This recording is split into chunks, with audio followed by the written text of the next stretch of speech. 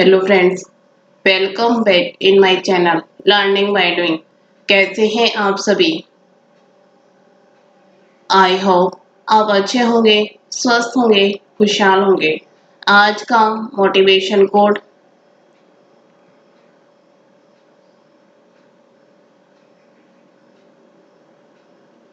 महत्वाकांक्षा के बिना बुद्धिमानी ऐसी ही है जैसे पर के बिना एक पक्षी।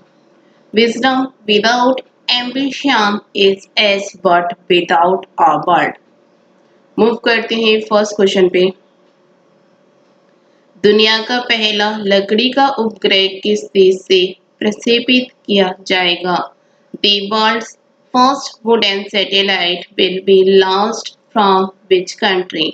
ऑप्शन है यूएस, चीन, इजराइल, न्यूजीलैंड।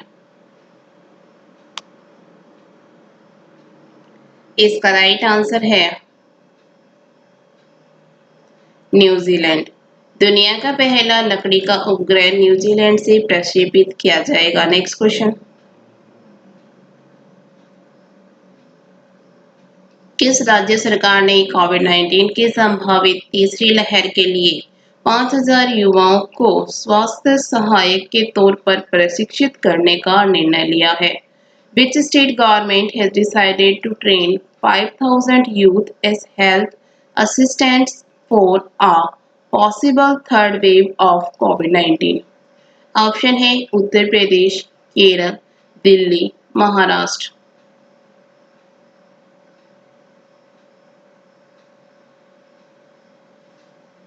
इसका राइट आंसर है दिल्ली। दिल्ली सरकार ने कोविड-19 की संभावित तीसरी लहर के लिए 5,000 युवाओं को स्वास्थ्य सहायक के तौर पर प्रशिक्षित करने का निर्णय लिया है। Next question. कथित तौर पर डेल्टा कोविड-19 वेरिएंट के खिलाफ कौन सा टीका अधिक प्रभावी है? Which vaccine is reportedly more effective against the Delta COVID-19 variant? Option है Covaxin, Pfizer, Sputnik V, Covishield. इसका राइट आंसर है स्पुतनिक वी। कथित तौर पर डेल्टा कोविड-19 वेरिएंट के खिलाफ स्पुतनिक वी टीका अधिक प्रभावी है। Next question. कनाडा के प्रधानमंत्री जस्टिन ट्रूडो ने देश के सुप्रीम कोर्ट में पहले किस अश्वेत व्यक्ति और भारतवंशी को जज के रूप में नामित किया है? Canada's Prime Minister Justin Trudeau has nominated the first black person and Indian origin as a judge in the country's Supreme Court. Option है महमूद जमाल, राहुल सचदेवा, विजय शंकर श्रीनिवासन।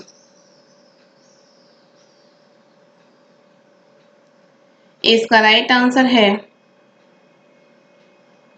महमूद जमाल। भारतीय मूल के न्यायाधीश महमूद जमाल ने इतिहास रच दिया है। जमाल को कनाडा के उच्चतम न्यायालय में नामित किया गया है। Next question. इब्राहिम रईसी निम्न में से किस देश के राष्ट्रपति चुने गए हैं? Ibrahim Raisi has been elected as the president of which of the following country? Option है Iran, Iraq, Israel, Kuwait.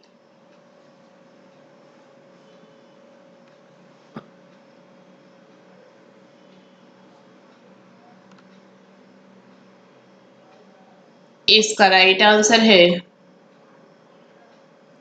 Iran. Iran के कट्टरपंथी नेता इब्राहिम रईसी ने राष्ट्रपति चुनाव में जीत हासिल कर ली है। Next question.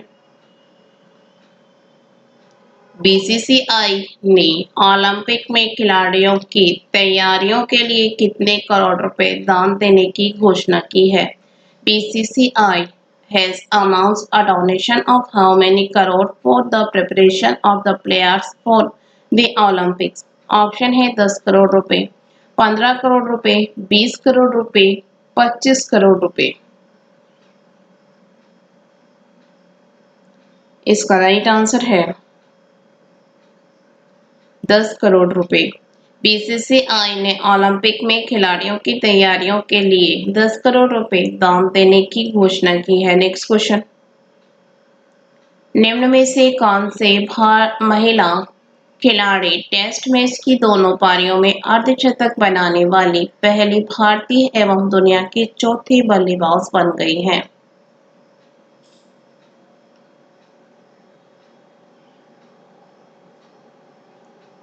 Which of the following female player has become the first Indian and the fourth batsman in the world to score half centurion in both the innings of a test match? Option है स्मृति मंदाना, मिताली राज, हरमनप्रीत कौर, शेफाली वर्मा। इसका right answer है शेफाली वर्मा। भारतीय महिला बल्लेबाज शेफाली वर्मा ने England के खिलाफ चल रहे एकमात्र टेस्ट मैच में इतिहास रच दिया है। नेक्स्ट क्वेश्चन, भारत और किस देश ने हाल ही में हाइड्रोजन टास्क फोर्स लॉन्च किया है? India and which country has recently launch hydrogen task force? Option है अमेरिका, नेपाल, जापान, चीन। इसका राइट आंसर है अमेरिका। भारत और अमेरिका ने हाल ही में हाइड्रोजन टास्क फोर्स लॉन्च किया है। नेक्स्ट क्वेश्चन, संयुक्त राष्ट्र की तरफ से जारी ताजा रिपोर्ट के अनुसार 2020 में भारत दुनिया में सबसे ज्यादा एफडीआई हासिल करने वाला देश का कौन सा देश बन गया है? According to the latest report released by the United Nations, which country has become the largest FDI recipient in the world in 2020? Option है पहला, तीसरा, चौथा, पांचवा। इसका राइट आंसर है पांचवा। संयुक्त राष्ट्र की तरफ से जारी ताजा रिपोर्ट के अनुसार 2020 में भारत दुनिया में सबसे ज्यादा एफडीआई हासिल करने वाला पांचवा देश बन गया है। नेक्स्ट क्वेश्चन, वैश्विक शांति सूचकांक के 15वें संस्करण में 163 देशों की सूची में किस देश को दुनिया का सबसे शांतिप्रिय देश घोषित किया गया है? Which country has been declared the world's most peace-loving country in the list of 163 countries in the 15th edition of the Global Peace Index? Option है नेपाल, आइसलैंड, भारत, चीन। इसका राइट आंसर है आइसलैंड। वैश्विक शांति सूचकांक के 15वें संस्करण में 163 देशों की सूची में आइसलैंड को दुनिया का सबसे शांतिप्रिय देश घोषित किया गया है। Next question, centre for science and environment CSC द्वारा जारी ईज ऑफ लिविंग इंडेक्स 2020 में किस शहर को भारत के सबसे रहने योग्य शहर के रूप में नामित किया गया है?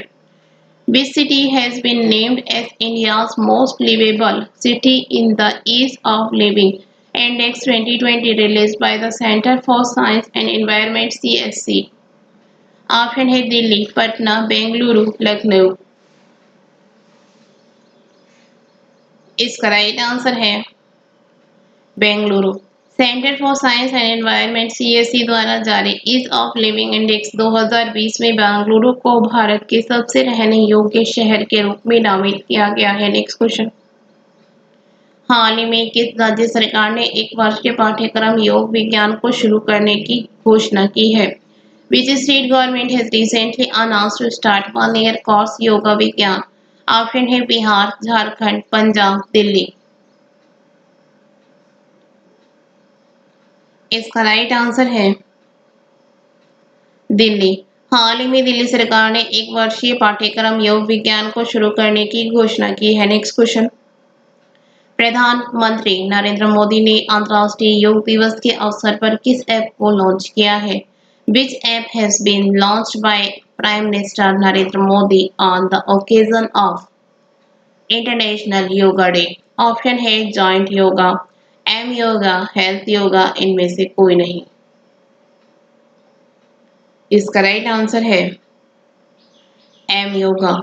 प्रधानमंत्री नरेंद्र मोदी ने अंतर्राष्ट्रीय योग दिवस के मौके पर एम योगा ऐप लॉन्च किया है। नेक्स्ट क्वेश्चन, हाल ही में केंद्र सरकार ने किन 2 सरकारी बैंकों में 51% हिस्सेदारी बेचने की घोषणा की है। Recently, the central government has announced to sell 51% stake in which two public sector banks. Option है Central Bank of India और Indian Overseas Bank, देना बैंक और UCO bank, Punjab national bank और एक्सिस बैंक, इनमें से कोई नहीं।